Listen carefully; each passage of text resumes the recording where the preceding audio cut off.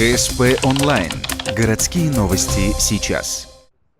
Не так давно на входе в местный детский парк появились два баннера. На них отнюдь не реклама или какие-то призывы, напротив, напечатаны стихи в обрамлении видов города, а где-то и фото маленькой девочки.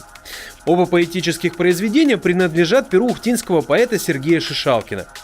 Одно стихотворение называется «Русская душа» и посвящено нашей стране и людям, а второе «Чудо-уголок» адресовано самому парку.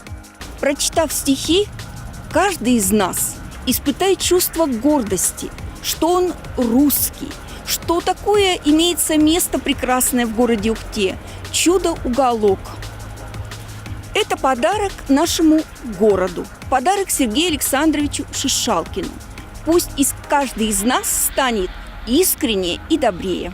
Роль супружеской пары Людмилы Заверюха и Александра Игнатова в появлении стихов на арке отнюдь не случайно. Они добрые друзья ухтинского поэта и таким нестандартным способом решили поздравить творческого человека с 65-летним юбилеем.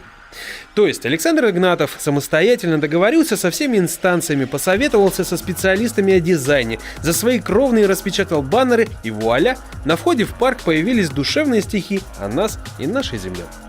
Он слишком скромен в этом отношении, поэтому мы решили проявить немножко толику нескромности и, договорившись с Домом пионером, с горсельхозом, мы решили украсить парадный вход в парк вот такими стихами. Я уже видел, пара людей останавливается, я даже с одним здесь разговаривал, с одной женщиной. То есть люди, которые ближе к литературе, к журнальному творчеству, они очень с большим интересом при мне вот читали стихи, даже одну маленькую ошибку нашли. Но это уже, скажем так, случайность, да, досадная случайность. 2,5 года назад Сергей Шишалкин по настойчивым просьбам друзей издал книгу собственных стихов. Из нее взяты оба текста на баннерах. Супруги говорят, что хоть и зазывали занятого поэта посмотреть на сюрприз, он пока, видимо, так его и не увидел. Впрочем, время еще есть. 65-летие мужчина отметит 19 декабря. Ну а ухтинцы могут читать стихи совершенно бесплатно, в будни и выходные, без перерыва на обед, регистрации и СМС.